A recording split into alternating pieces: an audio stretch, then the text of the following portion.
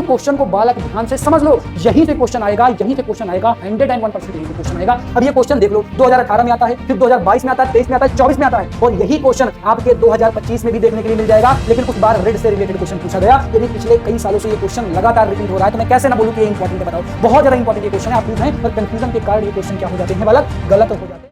कैसे हैं आप सब? मेरा नाम है आशीष पांडे, आप पढ़ रहे हैं द टॉपिक मास्टर अपने प्यारे से यूट्यूब चैनल पर। और आज हम बात करने वाले हैं यूपी बोर्ड इंग्लिश मीडियम के एक नया चैप्टर के पीवाईक्यू की, जो कि बहुत ज्यादा इंपॉर्टेंट चैप्टर है।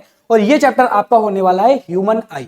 आप सभी बच्चों को पता होगा कि ह्यूमन आई आपका बहुत सिंपल सा चैप्टर है, जिससे हर साल बहुत सारे क्वेश्चन आपके बोर्ड एग्जाम में पूछे जाते हैं। और ये बहुत सिंपल है, इसके क्वेश्चन आपके गलत नहीं होने चाहिए बच्चा, किसी भी कंडीशन में। और यूपी बोर्ड इंग्लिश मीडियम के बच्चों के लिए सबसे ज्यादा टफ कंपटीशन यहां पे आ जाता है कि वो चैप्टर तो कहीं से भी पढ़ लेते हैं, बट उनकी प्रैक्टिस कहां से की जाए, उनके बोर्ड के लिए प्रैक्टिस कहां पे की जाए, क्योंकि सीबीएसई और यूपी में बहुत बड़ा डिफरेंस है। दोनों के क्वेश्चन के पैटर्न अलग अलग हैं। हमारे जो यूपी बोर्ड में पूछे जाने वाले क्वेश्चन है वो आज हम प्रैक्टिस करने वाले हैं। जितने क्वेश्चन मैं आज आपको बता दूंगा, इसके बाद आपको कोई भी प्रॉब्लम नहीं होगी। आज ये जो लेक्चर होने वाला है, ये एमसीक्यू क्वेश्चन, शॉर्ट आंसर और लॉन्ग आंसर के लिए होने वाला है। इसका न्यूमेरिकल पोर्शन मैंने पहले ही करा दिया है। मैंने एक वीडियो बना दिया है, लेक्चर बना दिया है, जहां पर मैंने ह्यूमन आई से रिलेटेड जो आपके क्वेश्चंस होते हैं न्यूमेरिकल वाले, वो कैसे आते हैं, कौन कौन से टाइप के क्वेश्चन है जो बोर्ड एग्जाम में हमेशा पूछे जाते हैं, वो ऑलरेडी मैंने करा रखा है। उसकी डिस्क्रिप्शन में जो लिंक है प्रोवाइड करवा दी है। और साथ ही साथ में अगर आपने ह्यूमन आई नहीं पढ़ा, आपको समझ में नहीं आया, तो इसका वन शॉट लेक्चर भी अवेलेबल है इसी चैनल में, मेरे द्वारा ही पढ़ाया गया है। उसकी भी लिंक डिस्क्रिप्शन में अवेलेबल है, जाकर वहां से आप चेकआउट कर सकते हैं। और जितने क्वेश्चन पिछले साल मैंने बताए थे, न्यूमेरिकल के हो या शॉर्ट हो, वेरी शॉर्ट हो, लॉन्ग हो या एमसीक्यू हो, एज इट वो क्वेश्चन आपके बोर्ड एग्जाम में आए हैं, जाके देख लेना पिछले लेक्चर। आपको खुद ही अनुमान हो जाएगा कि कैसे हम लेक्चर्स को बनाते हैं, क्योंकि पिछले 5 सालों से मैं यूपी बोर्ड इंग्लिश मीडियम और सीबीएसई बोर्ड को पढ़ा रहा हूं और लगातार मैंने कई पैटर्न देखे हैं, तो मुझे पता होता है कि कौन से क्वेश्चन आपके बोर्ड एग्जाम में पूछे जाएंगे। आज जो मैं क्वेश्चन करा रहा हूं वो फिक्स क्वेश्चन होंगे ह्यूमन आई के। अगर आपने यहां से इस लेक्चर को अटेंड कर लिया, इसके बाद आपको सिंगल प्रॉब्लम नहीं होने वाली है। आइए स्टार्ट करते हैं और बढ़िया तरीके से समझते हैं। सबसे पहले हम एमसीक्यू टाइप के क्वेश्चनों को देखेंगे और समझेंगे। पहला क्वेश्चन आपके सामने है और बहुत ही सिंपल सा क्वेश्चन है। जिन बच्चों को आ रहा है वो कमेंट करते चलेंगे। बहुत सारे बच्चे ऐसे हैं जो लगातार कमेंट करते हैं, मुझे बहुत खुशी होती है कि बच्चे पढ़ रहे हैं, उनको समझ में चीजें आ रही हैं।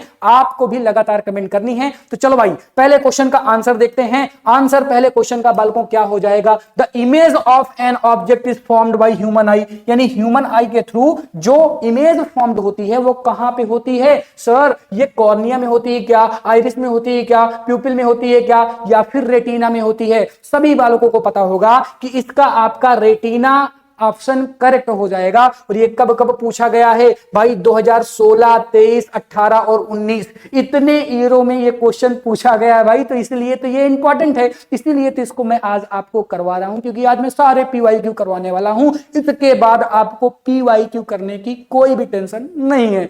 बढ़िया तरीके से पढ़ते रहो, समझते रहो। जो चीजें मैं करा दूं, जो चीजें मैं बता दूं, 100% भरोसा मानो मेरे ऊपर। भरोसा कैसे मानोगे? अरे भाई, रीचेक कर लो कि इनमें से जो सर क्वेश्चन बता रहे हैं, क्या इसके अलावा भी कुछ पूछा जाता है क्या? नहीं पूछा जाता बालकों, कभी नहीं पूछा जाता है। चलो फिर नेक्स्ट क्वेश्चन की बात करते हैं। Question number 2। क्वेश्चन नंबर 2 में क्या पूछा गया मेरे बालकों? ध्यान से देखो, यहां पर पूछा गया कि भाई जो लीस्ट डिस्टेंस ऑफ ऑब्जेक्ट होती है किसी पर्सन के लिए, वो क्या होती है? यानी आप सबसे नजदीकी वस्तु कोई रखी है, उसको देखना चाहते हैं, तो कितने नजदीक वो वस्तु रखी हो आप उसे अच्छी तरीके से देख पाएंगे। सभी बच्चों को पता है 25 सेंटीमीटर। देखो ऑप्शन कहां पे है? 25 सेंटीमीटर आपका ऑप्शन नंबर ए है, जो कि करेक्ट हो जाएगा बालकों। तो देखो, आपको याद होगा कि अगर लीस्ट पूछे तो 25 सेंटीमीटर होता है, और अगर देखे हाईएस्ट कहां तक देख सकते हैं, तो इनफिनाइट तक आप देख सकते हैं। अनंत दूरी तक आप अपनी नजरों द्वारा चीजों को देख सकते हैं। और कब? अगर वो ऑब्जेक्ट 25 सेंटीमीटर से पहले रख दें,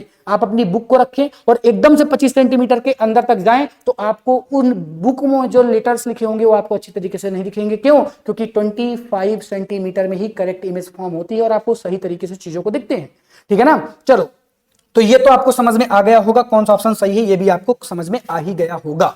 नेक्स्ट क्वेश्चन बालक कौन सा है? नेक्स्ट क्वेश्चन पूछा गया मैक्सिमम डाइवर्जन कौन से कलर्स में होता है बालक? ये पूछा गया 2018 में। फिर इसके बाद सेम क्वेश्चन रिपीट होता है, लेकिन अलग अलग लैंग्वेज के साथ। देखो, मैं क्वेश्चन भी सेम नहीं लेके आया हूं, किस तरह से क्वेश्चन बोर्ड एग्जाम में पूछा गया है उसी के अकॉर्डिंग मैं आपके सामने क्वेश्चन रख रहा हूं। और क्वेश्चन दूसरी बार कैसे पूछा गया कि भाई मैक्सिमम डाइवर्जन बताना है प्रिज्म के थ्रू रेज का, तो मैक्सिमम डाइवर्जन किस कलर का देखने के लिए मिलता है? वायलेट कलर का सबसे ज्यादा डाइवर्जन देखने के लिए बालक मिलता है। सभी बालकों को यह चीज बहुत बढ़िया तरीके से पता होगी। और अगर यहां पर मैक्सिमम की जगह क्वेश्चन में यह आ जाए कि भाई मिनिमम डाइवर्जन किसमें देखने के लिए मिलता है, तो ऑप्शन आपका रेड सही हो जाएगा। यही दो क्वेश्चन आपके बोर्ड एग्जाम में आते हैं, या तो मैक्सिमम वाला पूछा जाएगा या तो आपका मिनिमम वाला पूछा जाएगा। इसके अलावा और कुछ नहीं बोर्ड एग्जाम में पूछा जाता। अब ये क्वेश्चन देख लो, 2018 में आता है, फिर 2022 में आता है, 23 में आता है, 24 में आता है, और यही क्वेश्चन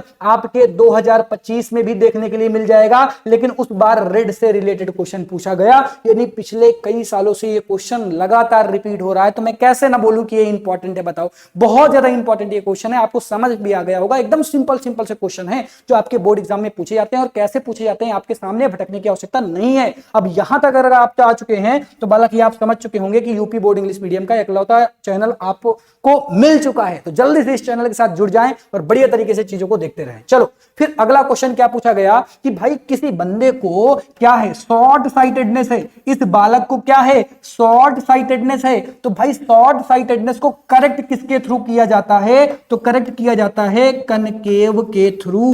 कनकेव के थ्रू, कनकेव लेंस का यूज करोगे तो ये आपका करेक्ट हो जाएगा। कौन से लेंस का यूज करोगे, कनकेव लेंस का, ऑप्शन नंबर बी करेक्ट हो जाएगा। अगर शॉर्ट साइटेडनेस की जगह लॉन्ग साइटेडनेस कह देता तो, लॉन्ग साइटेडनेस कह देता तो तब आप कहते कि सर यहां पर हम कॉन्वेक्स लेंस का यूज करेंगे। बालक किसका यूज करेंगे, कॉन्वेक्स लेंस का यूज करेंगे। याद रखना, मैं कैसे याद रखता था, क्योंकि कंफ्यूजन इसमें हो जाती थी। तो मैं ना अपने जमाने में क्या किया करता था कि मैं ट्रिक बना लेता था, और खुद मेरे बहुत अच्छे परसेंटेज आपके यूपी बोर्ड इंग्लिश मीडियम से आए हैं। और मैं मानता हूं अगर मेरे 96 नंबर आ सकते हैं ना साइंस में, तो आपके भी आ सकते हैं, 100 में 100 आ सकते हैं। क्योंकि वो 4 नंबर की गलती जो मैंने की थी वो मैं आपसे नहीं होने दूंगा, ठीक है ना। तो ध्यान से देखो, अगर मैं याद करने की ट्रिक बताऊं तो देख, शॉर्ट साइटेडनेस, शॉर्ट का मतलब होता है छोटा, तो मैंने याद किया था जो छोटा होगा उसका नाम बड़ा है, जो बड़ा होगा उसका नाम छोटा है। अब देखो इधर देखो, 1 2 3 4 5 6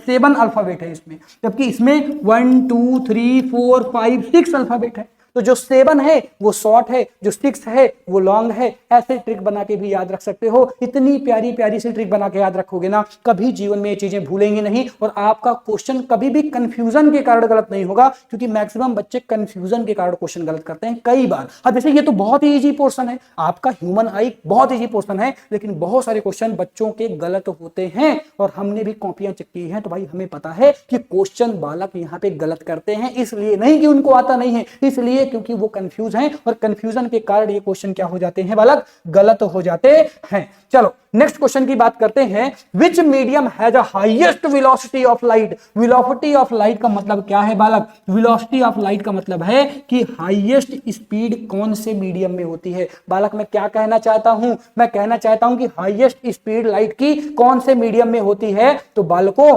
ध्यान से देखो, ये आपका वैक्यूम सही हो जाएगा। वैक्यूम में लाइट की स्पीड हाईएस्ट होती है। सर कितनी होती है, अरे बालक यहां पर 3 × 10⁸ मीटर पर सेकेंड, 1 सेकेंड में इतने मीटर लाइट ट्रेवल करती है वैक्यूम में। हाईएस्ट वेलोसिटी वैक्यूम में ही देखने के लिए मिलती है। Next question, when white light is passing through the prism, यानी कोई भी व्हाइट लाइट जब प्रिज्म से पास होती है तो उसमें इमर्जेंट एंगल बनता है जिसकी distance from the base of the prism. यानी कहने का सेंस क्या है, देख कहने का सेंस ये है कि ये आपका क्या हो गया, ये आपका प्रिज्म हो गया। यहां से आप क्या कर रहे हैं, यहां से आप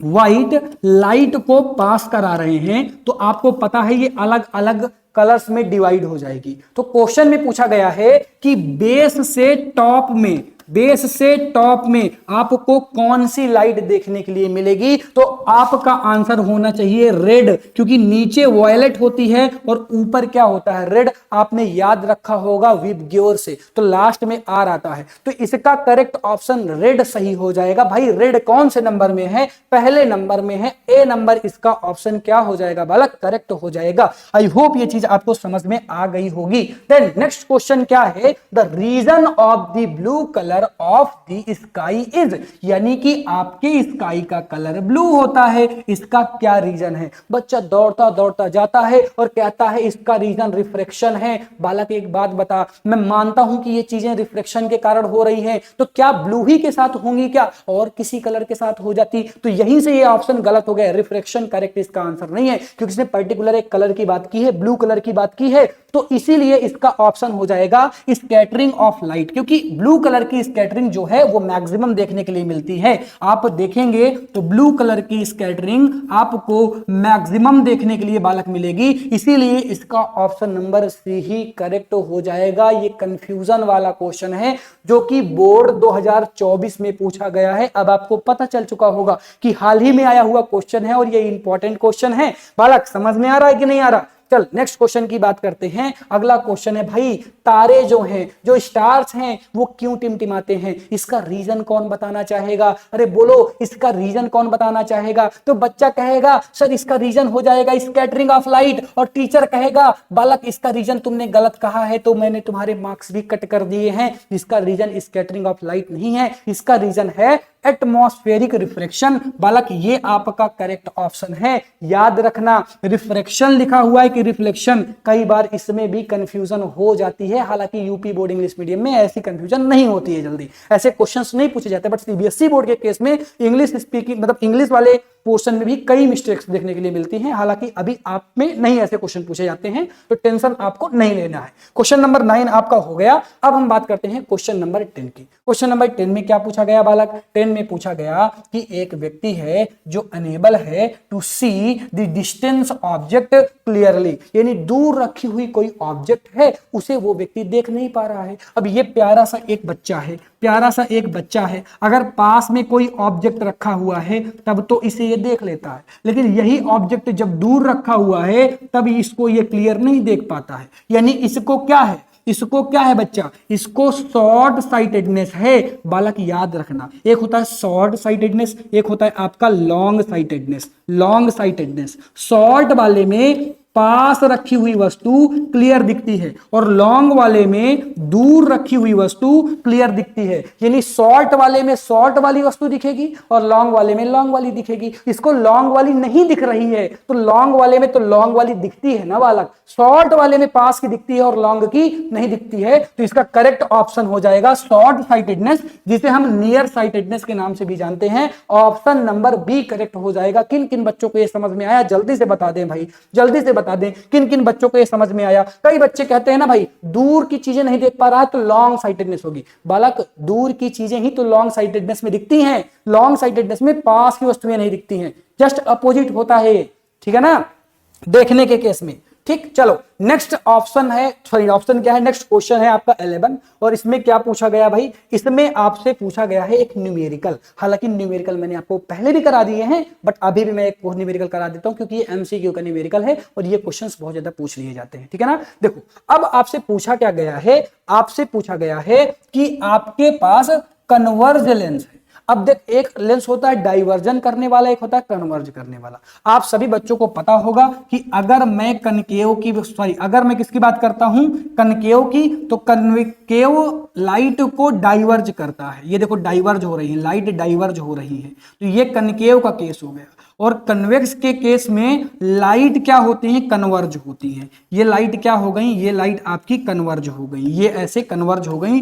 ये आपका कन्वेक्स का फॉर्मूला हो गया और ये आपका बालक कनकेव का हो गया, कनकेव का हो गया। पूछा क्या है? आपके पास जो मिरर है, लेंस है सॉरी, वो आपका कॉन्वेक्स लेंस है। तो कॉन्वेक्स लेंस है और इसमें दिया हुआ है 20 सेंटीमीटर, क्या दिया हुआ है? एफ दिया हुआ है, और पावर आपको फाइंड करना है बालक। पावर आपको फाइंड करना है, तो आप फॉर्मूला लगाएंगे कि P इज इक्वल टू क्या हो जाएगा 1/f हो जाएगा। बट बालक यहां पर जो f है वो 20 सेंटीमीटर है, इसीलिए इसको पहले मीटर में चेंज करोगे, और जब मीटर में चेंज करोगे तो मीटर वाला फॉर्मूला लगाओगे। ये तो किसके लिए फॉर्मूला हो गया, जब पहले से मीटर में दिया हुआ है। अगर मीटर में नहीं दिया हुआ है तब आप P इज इक्वल टू लगाएंगे 100/f, 100/f, और f की वैल्यू दी हुई है 20 सेंटीमीटर, तो ये हो जाएगा 100/20, और 0 से 0 कैंसिल हो जाएगा, और 2 5 जा कितना हो जाएगा, 2 5 जा बालक क्या हो जाएगा, 2 5 जा 10, सॉरी, तो यहां पर क्या हो गया 5 हो गया। और क्योंकि यहां पर कन्वेक्स की बात हो रही है, तो कन्वेक्स में जो आपकी पावर होती है वो पॉजिटिव होती है, इसीलिए आपका ऑप्शन नंबर डी करेक्ट हो जाएगा। इस तरह से ये जो एमसीक्यू वाला पोर्शन था वो खत्म होता है बालक। और अब मैं आपको कुछ स्पेशल टाइप के क्वेश्चंस बता देता हूं। देखो, आपके एनसीईआरटी में ये डायग्राम है, आपकी एनसीईआरटी में ये आपका एक डायग्राम है। इस डायग्राम में बेसिकली आपको याद क्या रखना है बालक, कि किसको क्या बोलते हैं। जैसे यहां पर इंसिडेंस रे क्या है, यहां पर रिफ्रेक्टेड रे क्या है, इमर्जेंट रेज किसको बोलते हैं, एंगल ऑफ द प्रिज्म किसे बोलते हैं, एंगल ऑफ द इंसिडेंस किसे बोलते हैं, रिफ्रेक्शन किसे बोलते हैं, एंगल ऑफ इमर्जेंस किसे बोलते हैं, एंगल ऑफ डाइवर्जन किसे बोलते हैं। ये सारी चीजें आपकी वेरी इंपॉर्टेंट हैं। और मैं एक बात आपको और बताना चाहूंगा कि 2026 वाले एग्जाम में बालक, 2026 वाला एग्जाम जो आपका होने वाला एग्जाम है, उसमें यहां से क्वेश्चंस आ सकता है। इसीलिए इस डायग्राम को, जो आपके एनसीईआरटी का डायग्राम है, और अगर आपको समझ में नहीं आ रहा है ना, अगर आपको लाइट अभी तक आपने ह्यूमन आई पढ़ा ही नहीं है ना, तो वन शॉट लेक्चर डिस्क्रिप्शन में ही है, जाके देख लो, एक एक पॉइंट आपके क्लियर हो जाएंगे। बहुत ही बेहतरीन तरीके से उस वन शॉट को बनाया गया है।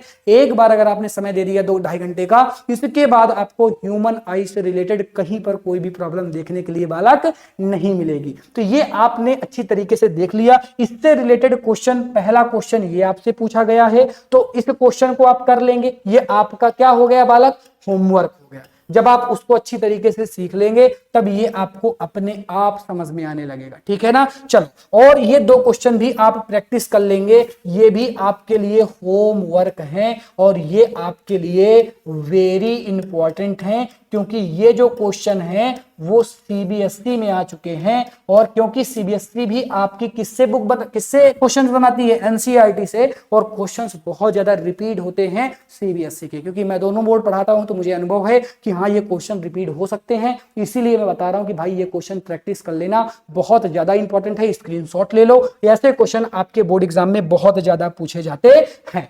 देन अब आपका एमसीक्यू और स्पेशल पॉइंट खत्म हुआ।